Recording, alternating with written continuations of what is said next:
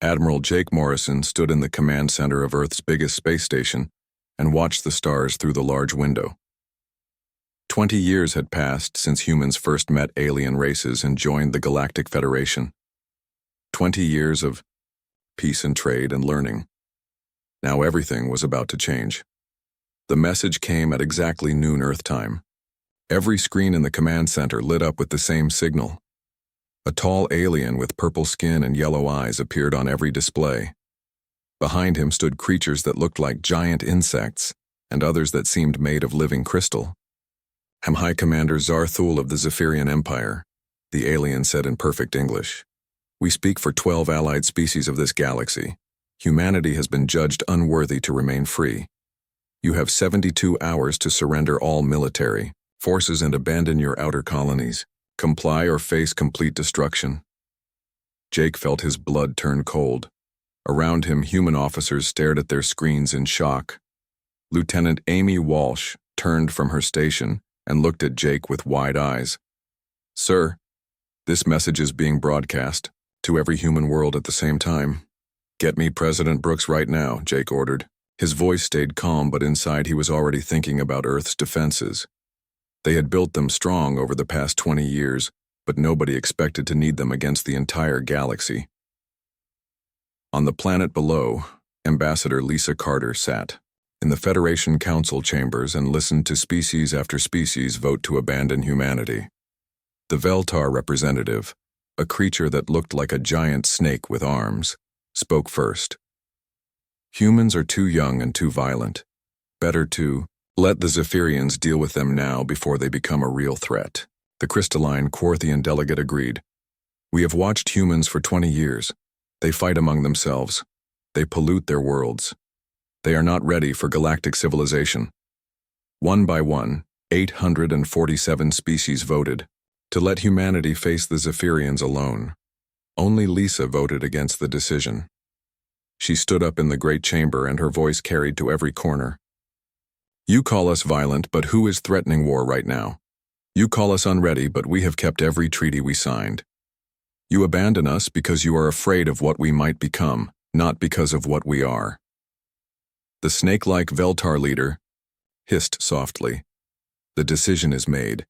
Humanity must face the consequences of their nature."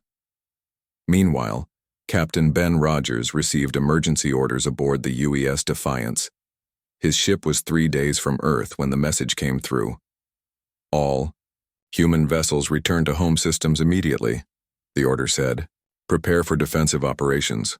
Ben's tactical officer Amy Walsh looked up from her station. "Captain, I'm picking up Federation ships leaving human space. Looks like they're all heading for the core worlds." "They're abandoning us," said Engineer Danny Kim from his station. He was a quiet man who rarely spoke unless asked, but now his voice was bitter. 20 years of friendship and they run at the first sign of trouble." Ben nodded grimly. "Set course for Earth. Maximum speed."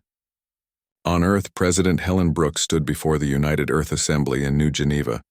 Representatives from every human colony and space station watched on screens throughout human space. Helen was a small woman with gray hair, but her voice was strong as steel. "My fellow humans," she began, "today we received an ultimatum from alien powers. They demand we surrender our freedom, abandon our homes, and submit to their rule. They believe we are weak because we are young. They think we will surrender because we have lived in peace." She paused and looked directly into the camera. "They are wrong. We have spent 20 years learning about the galaxy. We have studied their weapons, their ships, their ways of fighting. We have built our defenses and trained our people. But most importantly, we have remained human." The assembly hall was completely silent. Every eye was fixed on their president. "The Zephyrians offer us slavery and call it peace. The Federation abandons us and calls it wisdom. Today we show them what humanity really means. We do not surrender. We do not abandon our own. We stand together and we fight." The cheers that erupted could be heard 3 blocks away. Admiral Morrison watched the president's speech from his command center. As soon as it ended, he activated the defense grid. All across human space, hidden weapons came online. Space stations that looked like simple trading posts revealed missile batteries. Mining ships showed their true nature as disguised warships. Peaceful colonies activated shield generators that had been carefully hidden for 20 years. The 72 hours passed slowly. Every human world prepared for war. Civilians moved to shelters. Military personnel took their positions. Children were evacuated from the outer colonies to safer worlds deeper in human space. On the space station above Mars, Commander Rick Hayes watched as the last civilian transport jumped to hyperspace. His wife Lisa worked beside him, coordinating the defense of the inner system. They had been married for 15 years and never once had they faced anything like this. "Think we're ready?" Lisa asked quietly. Rick looked at the display showing human ships moving into position throughout the solar system. "We're as ready as we can be. The question is whether they're ready for us." Dr. Nina Foster worked frantically in her laboratory on Luna. For 5 years, she had been developing a new type of communication system using quantum entanglement. The military had shown interest, but there had never been urgent need for it. Now, there was.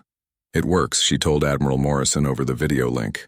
"We can coordinate our forces in real time across any distance. No delays, no interference. Every human commander can talk to every other human commander instantly." Morrison smiled for the first time in 3 days. "Doctor, you may have just won us this war." The ultimatum expired at exactly noon Earth time, 72 hours after it began. No surrender came from humanity. Instead, there was silence, deep, determined silence. High Commander Zarthul waited for the human response aboard his flagship in Zephyrian space. His officers expected immediate capitulation. Humans were known throughout the galaxy as traitors and diplomats, not warriors. "Sir," his communications officer reported, "we are receiving no response from human space." "Then they choose destruction," Zarthul said. "Signal the Third Fleet. Begin the attack." But Admiral Morrison had one final message for the galaxy. As Zephyrian, ships prepared to jump to human space. Every communication system in the known galaxy carried the same signal. Morrison's face appeared on screens from the galactic core to the rim worlds. "To all who can hear this message," he said calmly, "humanity has received your ultimatum. We have heard your demands. This is our answer." Behind him, the defense grid around Earth came fully online. Weapons that could crack planets focused on the space around Earth's sun. Ships emerged from hiding places throughout the solar system. "You mistake our youth for weakness," Morrison continued. "You mistake our desire for peace as fear of war. Today you learn the truth about humanity. We do not surrender. We do not abandon our own. You wanted our submission. Instead, you get our defiance." The transmission ended. Across human space, every defense was ready. Every ship was armed. Every human was prepared to fight for their freedom. The galaxy had demanded surrender. Humanity's answer was coming.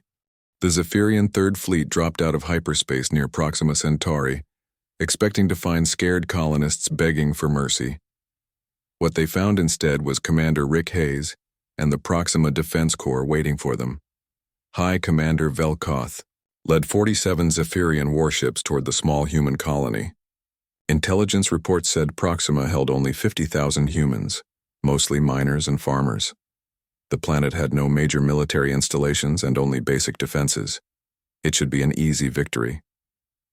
"Begin scanning for human ships," Velkoth ordered, from his flagship bridge.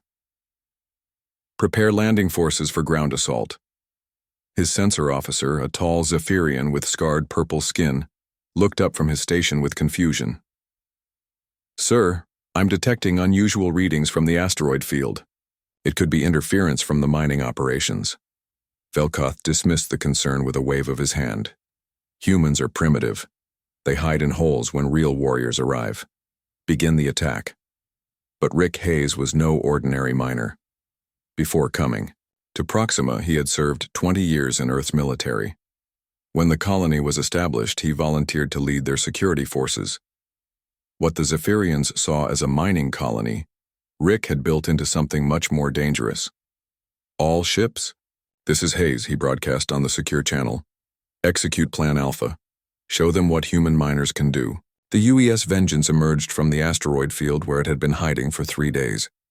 Captain Maria Santos commanded the ship with the skill of someone who had spent years learning how aliens fought. Beside her, the smaller ships Defiant and Pioneer moved into attack positions. The Zephyrians expected plasma cannons and energy shields, the standard weapons of galactic warfare. Instead, they faced something they had never seen before. The human ships carried kinetic bombardment, systems that turned simple chunks of metal into devastating weapons. Fire, Maria ordered quietly. Tungsten rods accelerated to incredible speed slammed into the lead Zephyrian ship. The aliens' energy shields, designed to stop plasma bolts, did nothing against solid metal moving at relativistic speeds. The flagship's hull cracked open like an egg. Velkoth stared in shock as his ship's systems failed around him. What kind of weapons are these?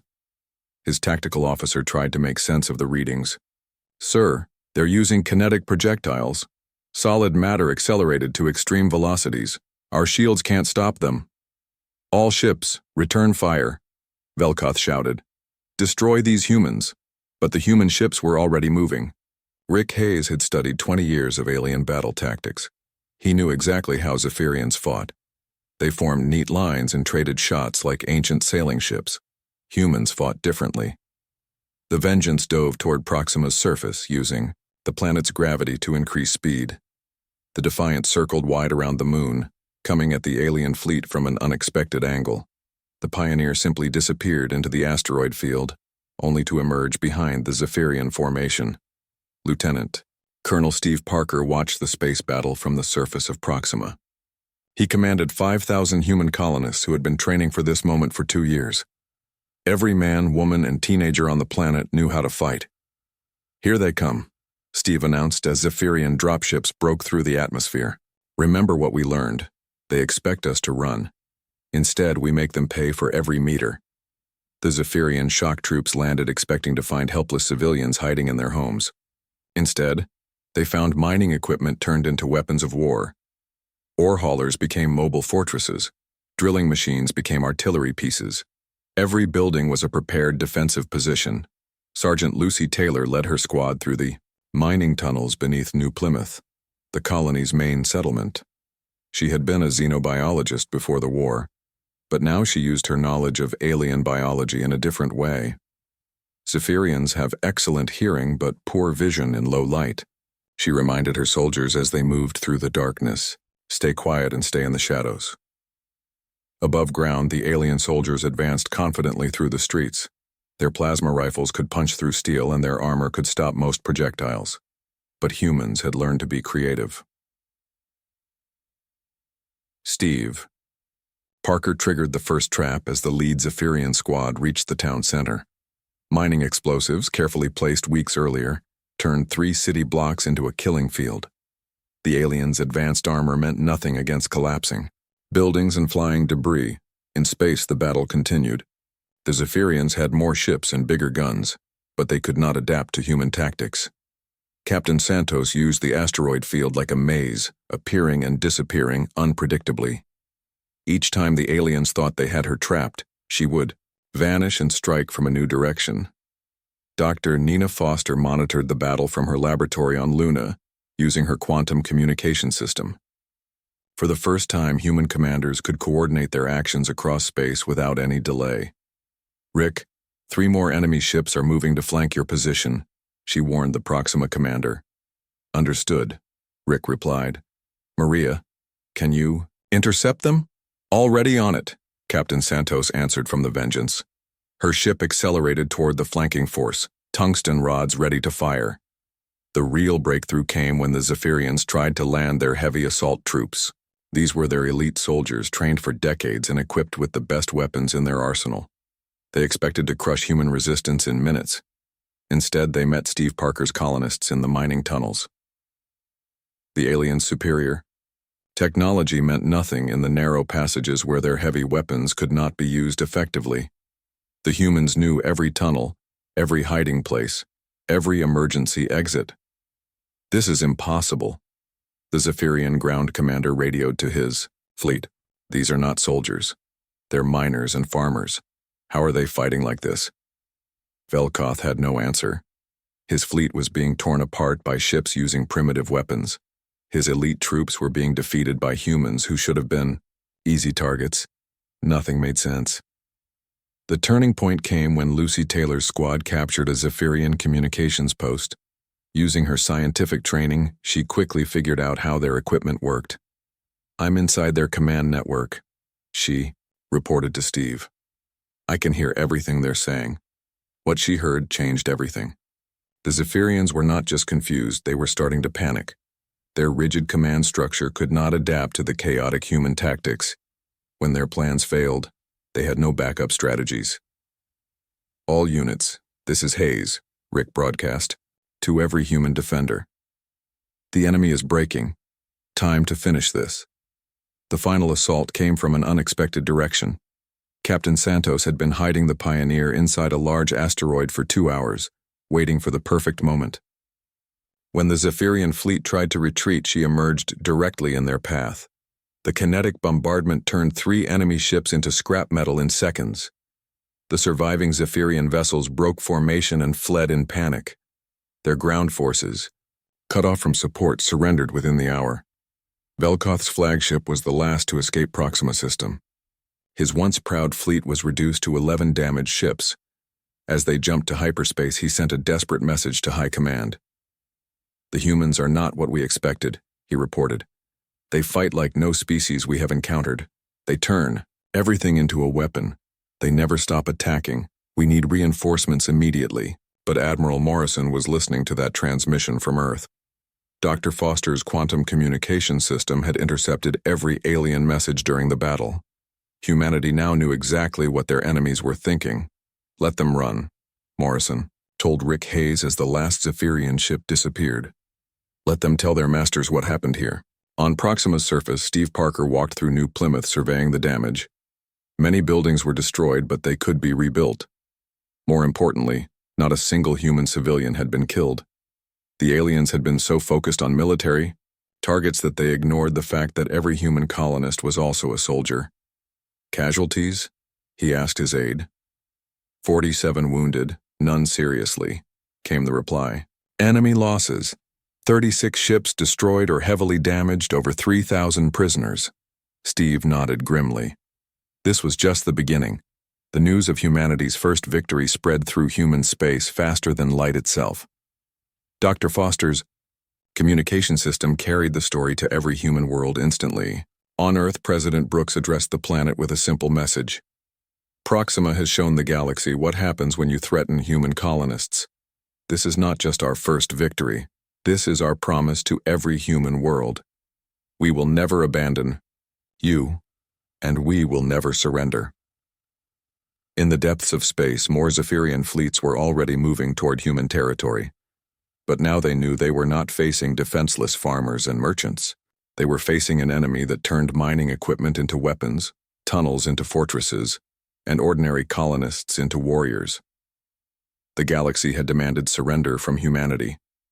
At Proxima Centauri, humans had given their answer in fire and blood and victory. 6 months after Proxima Centauri, the galaxy was beginning to understand that they had made a terrible mistake. What they thought was humanity's greatest weakness had become their most dangerous strength.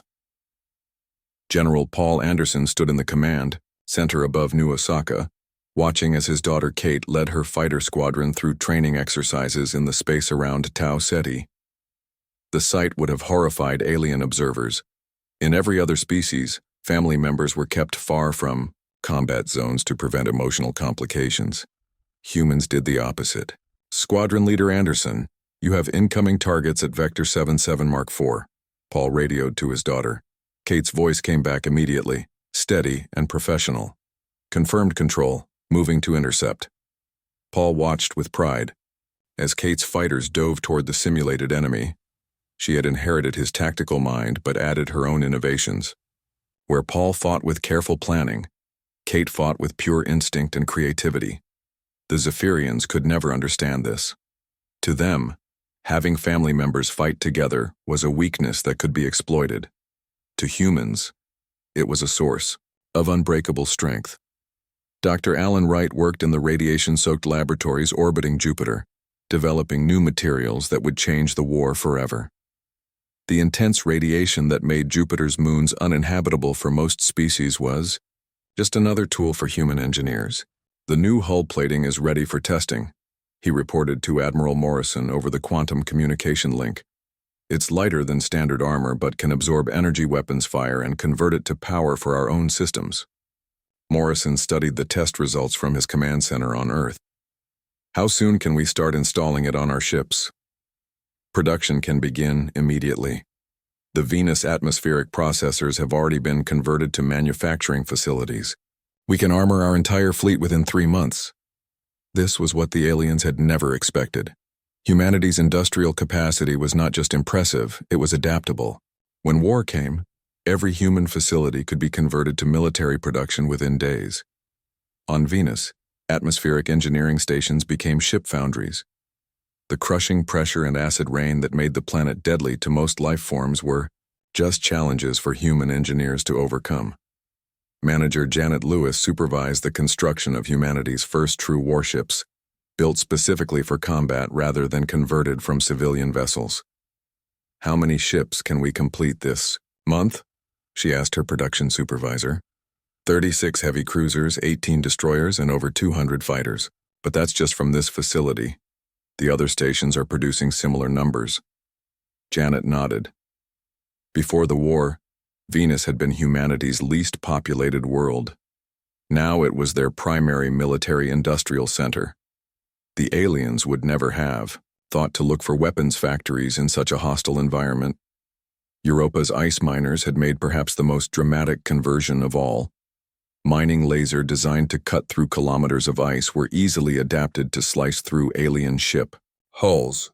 Captain Janet Lewis, no relation to the Venus manager, commanded the converted mining vessel UES Retribution and was about to demonstrate just how effective these improvised weapons could be. The Battle of Wolf 359 would become legendary in human military history. The Zephyrian Fifth Fleet arrived expecting to find a lightly defended system with a few mining stations and research facilities. Instead, they found Captain Lewis waiting for them with 30 converted mining ships and a tactical plan that would revolutionize space warfare. "All ships, this is Lewis," she broadcast on the secure channel. "Remember, we're not trying to destroy them all, we're trying to teach them something." The Zephyrians formed their traditional battle line and advanced confidently toward the human forces. Their Admiral Kethvar had studied the defeat at Proxima and believed he understood human tactics now. He would not be surprised again. "Human ships detected," his sensor officer reported. 30 vessels, mostly converted civilian craft. "No match for our fleet strength." Kethvar smiled grimly. "Begin the attack. Show them the price of defying the Empire." But Captain Lewis was not planning to fight a conventional battle. She had studied the Wolf 359 system for months, learning every gravitational field and radiation zone. Now she would use the system itself as a weapon. "All ships, execute slingshot maneuver," she ordered.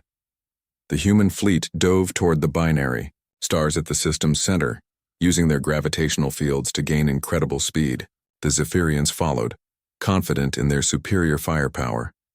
They did not realize they were flying into a trap. As the human ships whipped around the smaller star, they gained so much velocity that they became kinetic weapons themselves. But instead of ramming the enemy ships, Lewis had a more elegant plan. "Fire mining lasers full power," she commanded. The converted ice-cutting beams, focused by the binary star's gravity, sliced through the Zephyrian formation like invisible swords. 5 alien cruisers simply came apart, their hulls cut into pieces too small to maintain structural integrity. Kethvar stared in horror as his fleet was systematically dismantled by weapons that should not have been able to penetrate their shields. How are they doing this?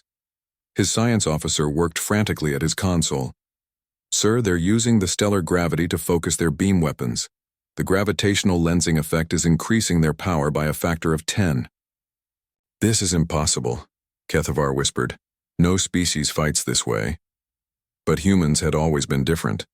Where other species saw empty space, humans saw a 3-dimensional battlefield filled with tools and weapons waiting to be used. The Galactic Federation watched these battles with growing alarm. Senator Carol Hughes, now leading Earth's War Council, met with alien diplomats who were beginning to question their earlier decisions. "Your primitive industry is impossible," the Veltar ambassador hissed during their secret meeting. "Our intelligence reports say you are producing more ships in 1 month than most worlds produce in a year." Carol smiled coldly. "You made the same mistake the Zephyrians made. You see individual humans and judge our species by our weaknesses, but humans are never individuals when we're threatened. We become something much more dangerous." She activated a holographic display showing human space. The aliens gasped as they saw the true scope of human mobilization. Every world was a fortress. Every space station was an armed platform. Every civilian was a potential soldier. "This is your industry in peacetime," Carol continued, changing the display. "And this is what happens when you threaten our children." The new display showed production figures that made no sense to alien minds. On Mars, former farmers were building missile systems. On the outer colonies, children too young to fight were operating manufacturing equipment. On Earth itself, every major city had been converted into a military production center. "You cannot sustain this level of mobilization," the crystalline Quarthian delegate protested. "Your economy will collapse." "Will it?" Carol asked. "We've been at war for 6 months. Our production is increasing every week. Our technology is advancing faster than ever before. Our people are more united than they've ever been. Tell me, how is your economy doing?" The aliens had no answer. The truth was that the war was devastating their own production. Zephyrian worlds were diverting resources to military needs. Their client species were questioning the wisdom of supporting a conflict that seemed unwinnable. Dr. Nina Foster made another breakthrough in her Luna laboratory. Her quantum communication system was now connecting human forces across the entire galaxy in real time. But she had discovered something even more important. "Admiral, I've been monitoring alien communications," she reported to Morrison. "Their command structure is completely centralized. Every decision has to be approved by higher authority. When we disrupt their communication networks, their forces become paralyzed." Morrison studied the intelligence reports with interest. "Can you develop a way to jam their communications selectively?" "Already working on it. Give me 2 weeks and I can make their fleet commanders deaf, dumb, and blind." This was the key difference between humans and their enemies. Alien military forces relied on strict hierarchies and detailed orders from above. Human forces were trained to think independently and adapt to changing situations. When communication was cut, aliens stopped fighting. When communication was cut, humans fought harder. The breakthrough came during the Battle of Kepler 438. Commander Tony Miller led a small human force against a much larger Zephyrian fleet. But instead of trying to win through superior firepower, he used Dr. Foster's new jamming technology to cut the enemy fleet off from their commanders. The results were immediate and devastating. Zephyrian ships that had been advancing in perfect formation suddenly became confused and disorganized. Without orders from their admirals, individual captains did not know what to do. Some retreated, others advanced. Many simply stopped moving entirely.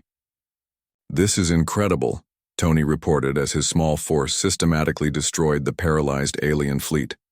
"They're not even fighting back anymore." The victory at Kepler 438 marked the turning point of the war. For the first time, human forces had not just defeated alien attackers, they had completely neutralized them without significant losses. The psychological impact on the Zephyrian Empire was enormous. 1 year after the first ultimatum, Admiral Jake Morrison stood aboard the UES Liberation and prepared to do something no species had ever attempted in galactic history. He was going to attack the Zephyrian homeworld directly.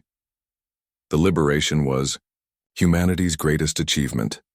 A massive dreadnought built from the hulks of captured alien vessels and powered by technology stolen from a dozen different species. But more than its weapons or armor, the ship represented something the galaxy had never seen before. A vessel crewed by former enemies working together. "Status report," Morrison requested, as the combined human fleet dropped out of hyperspace. At the edge of the Zefkar system, Captain Tony Miller, now Morrison's second-in-command, studied the tactical displays. 230 ships ready for combat. Our Clythak allies report their forces are in position. The Gornathi rock ships are moving to block the system's outer defenses. Morrison nodded. The fleet attacking the Zephyrian homeworld included not just human vessels, but ships from 3 former enemy species. The aliens who had once demanded humanity's surrender were now fighting beside them. Dr. Grace Miller worked frantically in the Liberation Science Lab, putting the finishing touches on humanity's newest weapon, psychological warfare designed specifically for alien minds. Her husband Tony commanded the ship's tactical operations, but Grace's work might be even more important to their victory. The neural disruption broadcasts are ready, she reported. Zephyrian brain patterns are highly susceptible to specific sound frequencies. We can literally make their command crews unable to think clearly. This was purely human innovation. Other species fought wars by destroying enemy ships and occupying territory. Humans fought wars by attacking the enemy's will to continue fighting. The first phase of the battle began not with weapons fire, but with information warfare. Sergeant Lucy Taylor, now a major in charge of intelligence operations, had spent months learning to think like a Zephyrian military commander. Their entire command structure depends on unquestioning obedience to superiors, she explained to Morrison as the human fleet approached Zefkar. But what happens when the superiors start giving contradictory orders? Lucy's psychological warfare specialists had infiltrated Zephyrian communication networks and were now sending false orders to enemy fleet commanders. Ship captains received commands to advance from one admiral and retreat from another. Defense stations were told to fire on incoming threats that did not exist. Zephyrian fleet is showing signs of confusion, reported the sensor operator. Several of their ships are moving away from defensive positions. Morrison smiled grimly. Begin Phase 2. What followed was not a typical space battle. Human forces, supported by their alien allies, did not attempt to destroy the Zephyrian fleet directly. Instead, they systematically attacked the enemy's ability to coordinate their defense. Communication relays were targeted first, then command ships, then the orbital platforms that served as fleet coordination centers. Within 2 hours, the massive Zephyrian home fleet was reduced to individual ships acting without central command. "This is impossible," Admiral Kethvar transmitted from his flagship as he watched his carefully planned defense dissolve into chaos. How can they coordinate such a complex attack? He did not understand that humans had spent a year learning to fight as a single organism. Dr. Nina Foster's quantum communication system allowed every ship captain to know what every other captain was thinking. When one human commander had an idea, it spread through the entire fleet instantly. But the real breakthrough came when Major Taylor's team captured an intact Zephyrian command vessel. The intelligence they gathered changed everything humanity thought they knew about their enemies. "Admiral, you need to see this," Taylor reported from the captured ship. "The Zephyrians aren't just authoritarian in their military structure. Their entire species is biologically programmed to follow orders from superiors. They literally cannot function independently." Morrison studied the biological data with fascination. What happens if we remove their command structure entirely? They become helpless. Without someone telling them what to do, individual Zephyrians simply stop making decisions. This discovery led to the war's most controversial tactic. Instead of destroying enemy ships, human forces began capturing Zephyrian officers and holding them in comfortable detention facilities. The alien crews, deprived of leadership, would simply surrender rather than fight.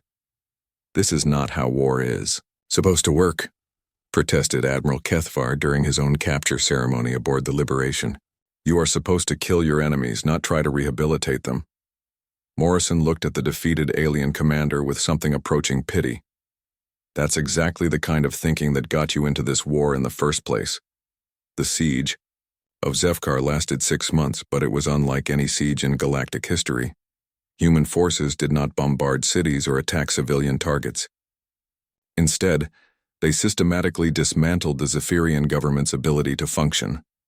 Captain Ben Rogers, promoted to admiral after his heroic actions defending the Vega colonies, led the most unusual military operation ever attempted. His task force included human engineers, Klithak technicians, and Gornathi construction specialists working together to rebuild Zephyrian infrastructure. "I still don't understand this strategy," complained his Klithak second-in-command during one of their joint planning sessions. "Why are we helping to repair their cities while we're attacking their military?" Ben smiled. "Because we're not just trying to defeat them. We're trying to show them a different way to live." The psychological impact was enormous. Zephyrian civilians watched in amazement as the same humans who were defeating their military forces also brought medical supplies to their hospitals and food to their hungry children. Dr. Kevin Foster, Nina's husband and now an admiral in his own right, commanded the first truly integrated fleet in galactic history. His ships included vessels from 17 different species, all working together under human-inspired command structures. "The interesting thing," he reported to Morrison during one of their regular strategy meetings, "is that most of these species actually fight better when they're allowed to make their own tactical decisions." The Zephyrian system of rigid hierarchy was holding everyone back.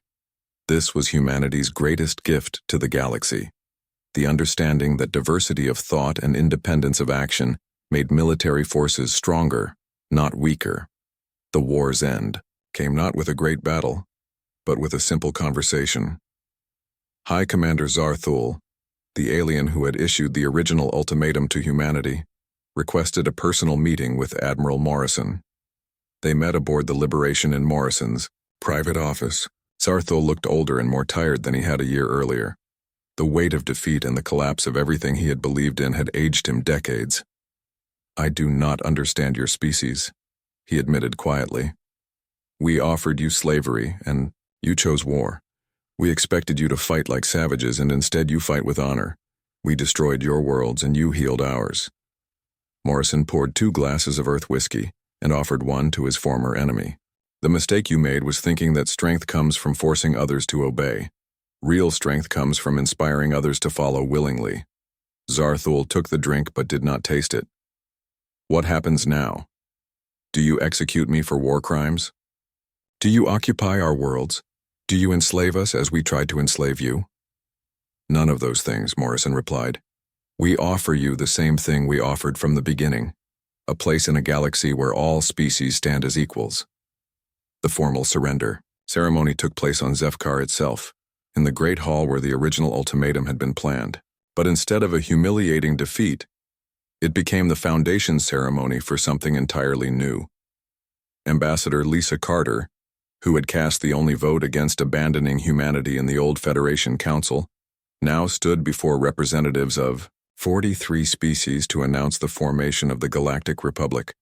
The old Federation was built on the idea that some species were superior to others, she declared. The new republic is built on the principle that all intelligent life has value and deserves representation. President Helen Brooks, now serving as the first Chancellor of the Galactic Republic, watched the ceremony with pride. In less than 2 years, humanity had gone from facing extinction to leading a coalition that included most of the known galaxy. "Petit irony," she remarked to Admiral Morrison as they watched former enemies signing cooperation agreements, "is that they could have had all of this without a war. All they had to do was treat us as equals from the beginning." Morrison nodded as he watched Zarthul formally dissolving the Zephyrian Empire and applying for Republic membership. "Maybe that's the most human thing of all. We never wanted to conquer anyone. We just wanted to be free." The transformation went far beyond military victory. Rebecca Torres, an engineer from the Mars colonies, led teams of humans and former enemies working together to rebuild war-damaged worlds. The sight of Zephyrian construction workers taking orders from human supervisors would have been impossible to imagine a year earlier. "The amazing thing," Rebecca reported during one of the reconstruction briefings, "is how creative they become when you stop telling them exactly what to do." 5 years had passed since the galaxy demanded humanity's surrender and received war instead.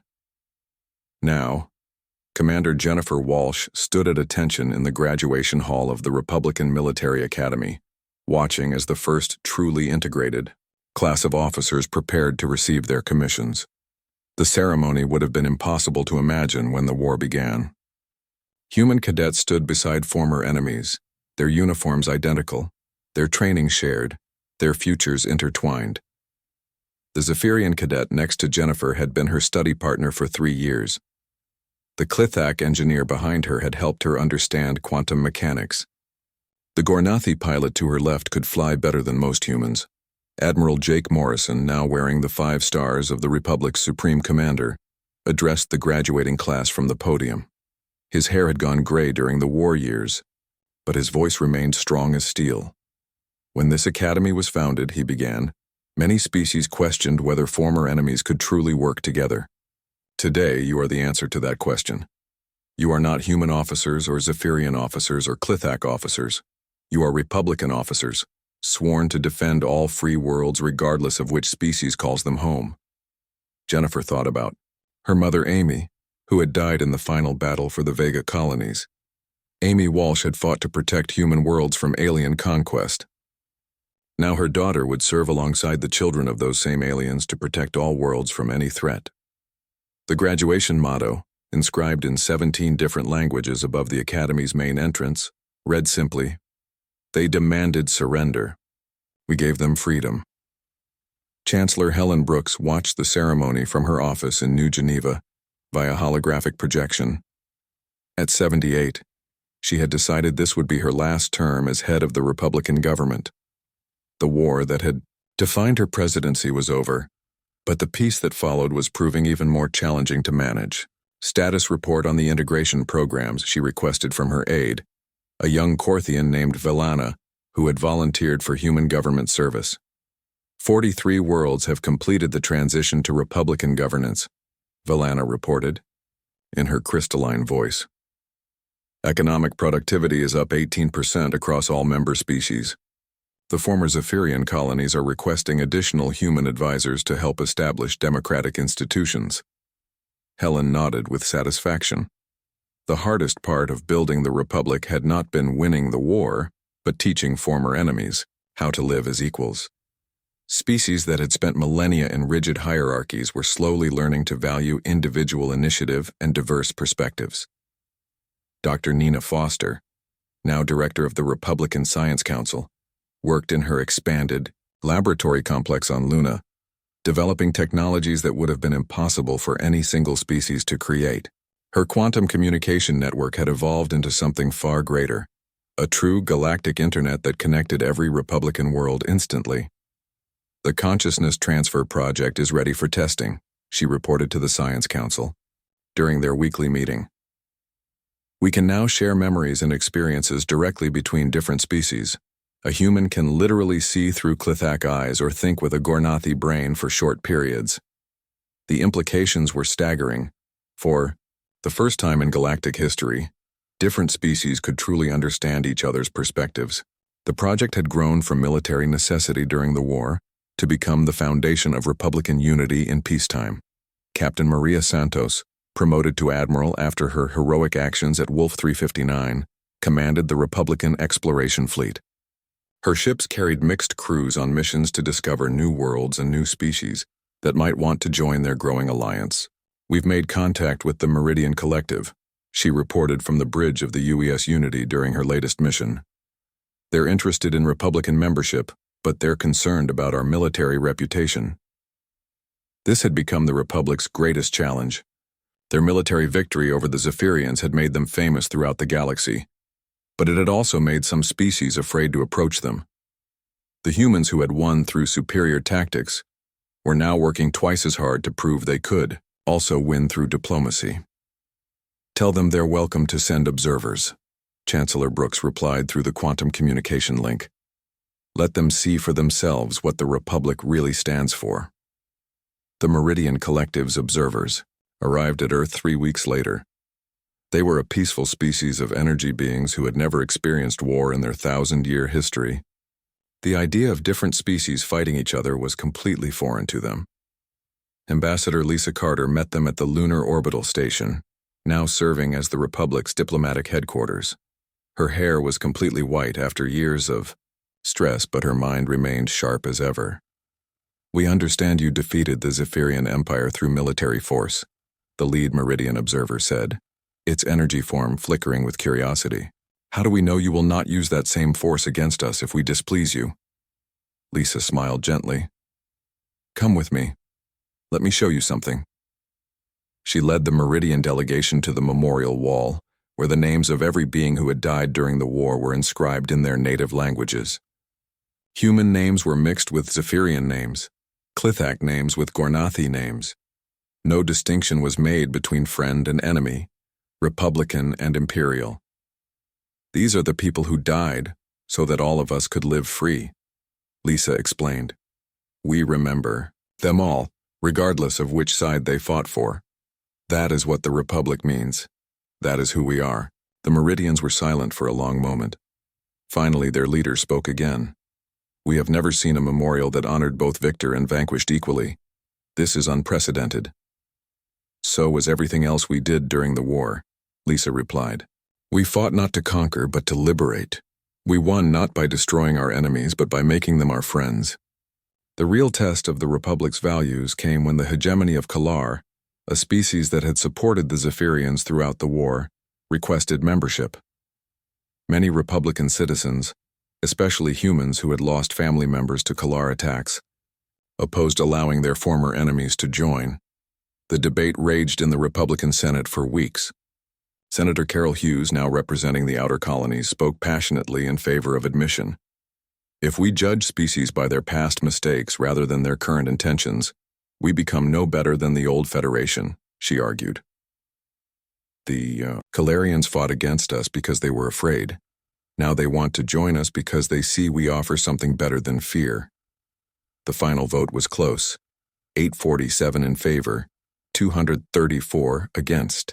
The hegemony of Kalar became the Republic's 47th member species, bringing their advanced medical knowledge and their expertise in terraforming hostile worlds. General Paul Anderson, now retired and serving as head of the Military History Institute, watched his daughter Kate receive her promotion to admiral during a ceremony on Mars. The sight filled him with pride and a touch of sadness. I spent my career preparing for wars, he told her after the ceremony. You'll spend yours building peace. I think you have the harder job. Kate smiled at her father. Maybe, but it's the job worth doing. The Republican fleet that Kate now helped, command was unlike anything the galaxy had ever seen. Ships from dozens of species worked together, sharing technologies and techniques that made each vessel more capable than any single species design. The UES Harmony, Kate's flagship, had human engines, Clithak sensors, Gornathi armor, and weapon systems designed jointly by 4 different species. The irony, she reflected during one of her command briefings, is that we're stronger now as friends than any of us ever were as enemies. The war's most unexpected legacy was economic. Rebecca Torres, now director of Republican Commerce, oversaw trade relationships that spanned the galaxy. Former enemies had become trading partners, sharing resources and knowledge that benefited everyone. Zephyrian crystal technology combined with human manufacturing techniques has increased efficiency by 40%, she reported during the annual economic summit. Clithak agricultural methods are solving food shortages on 12 worlds. Gornathi mining techniques are opening up asteroid fields that were previously unreachable. But perhaps the most important change was cultural.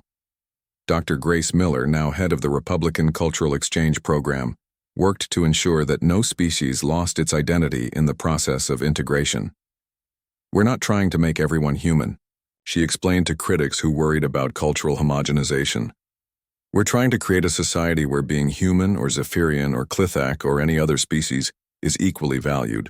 The program had created art galleries where human paintings hung beside Clithak sculptures and Zephyrian energy patterns. Concert halls hosted performances where human musicians played alongside alien composers. Universities offered courses in comparative philosophy that explored how different species approached fundamental questions of existence. The 10th anniversary of the war's end was marked not with military parades, but with the opening of the Galactic Peace Garden on Earth. Representatives from every Republican species contributed plants, minerals, or energy patterns from their homeworlds. The result was a living monument to diversity and cooperation. Former High Commander Zarthul, now serving as the Zephyrian representative to the Republican Senate,